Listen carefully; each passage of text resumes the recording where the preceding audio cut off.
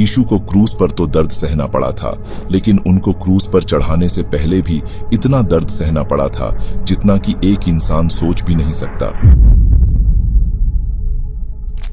जब यीशु फसह के पर्व मनाने जेरूसलेम में पहुंचे और अपने चेलों को भोज के संसाधन लाने का आदेश दिए, तो यीशु के चेलों को लगा होगा कि हर वर्ष की तरह फसह की पर्व में यीशु उनके साथ होंगे।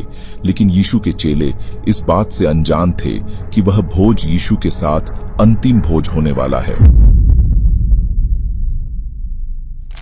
रात्रि के भोज के बाद यीशु अपने शिष्यों के साथ गेतसेमन के बगीचे में गए, जहां वे अक्सर प्रार्थना करने के लिए जाते थे।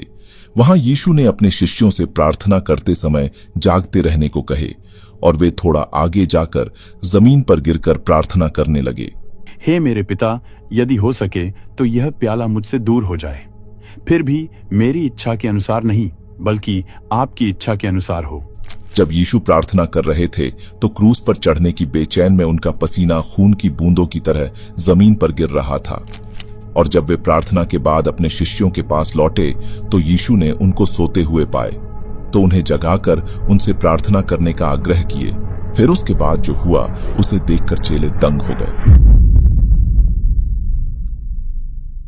बगीचे में यीशु के 12 शिष्यों में से यहूदा इस्करियोती के साथ एक भीड़ पहुंची, जिसने 30 चांदी के सिक्कों के लिए उन्हें धोखा दिया।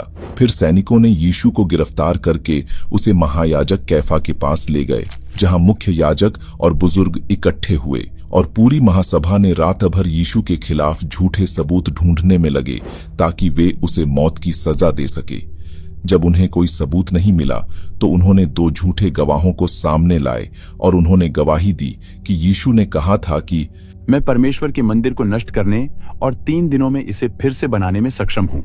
तब महायाजक कैफा ने खड़े होकर यीशु से कहा, क्या तुम उत्तर नहीं दोगे कि ये लोग तुम्हारे विरुद्ध क्या गवाही दे रहे हैं? यीशु चुप रहे तो महायाजक ने फिर से उससे कहा, मैं तुम्हें जीवित परमेश्वर की शपथ दिलाता हूँ, हमें बताओ कि क्या तुम मसीहा परमेश्वर के पुत्र हो?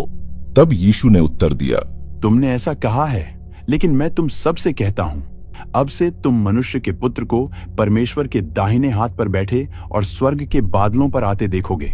यीशु के ये बात को सुनकर महायाजक ने अपने कपड़े फाड़े और कहा, उसने ईश्वर की निंदा की है, हमें और गवाहों की क्या जरूरत है?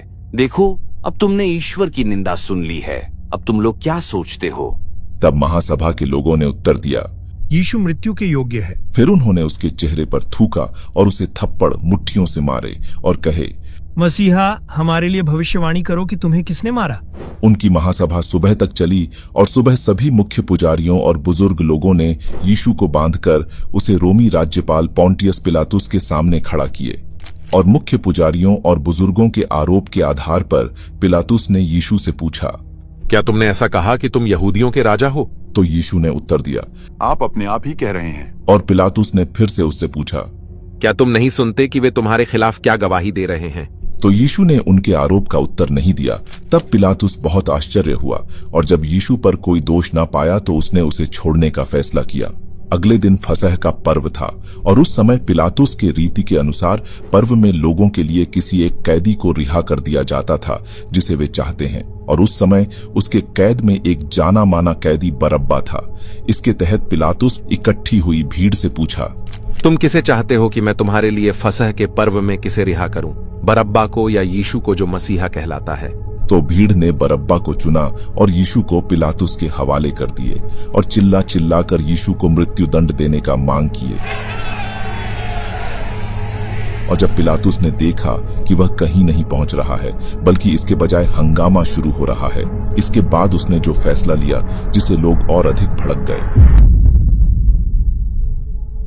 पिलातुस ने पानी लिया और भीड़ के सामने अपने हाथ धोकर कहा, मैं इस आदमी के खून से निर्दोष हूं। तब सभी लोगों ने उत्तर दिया, यह तुम्हारी जिम्मेदारी है, उसका खून हम पर और हमारे बच्चों पर है।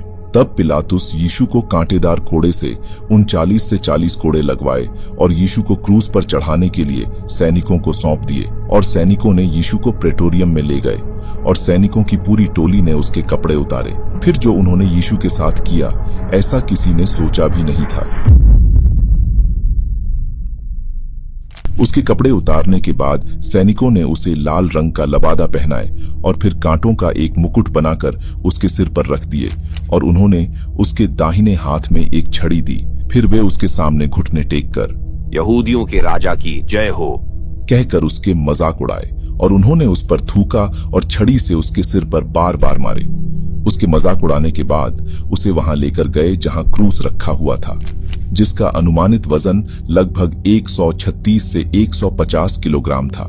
यीशु क्रूस को कंधे पर उठाए गोलगोथा पहाड़ की ओर बढ़े, जो वहां से लगभग 1.2 किलोमीटर दूर था। कोड़ों की दर्द, क्रूस का वजन, सिर पर कांटों के ताज की दर्द, उबड़ खबड़ रास्ता, तेज धधकती धूप और अपमानजनक टिप्पणियों को सहन करते हुए यीशु धीरे धीरे आगे बढ़ रहे थे।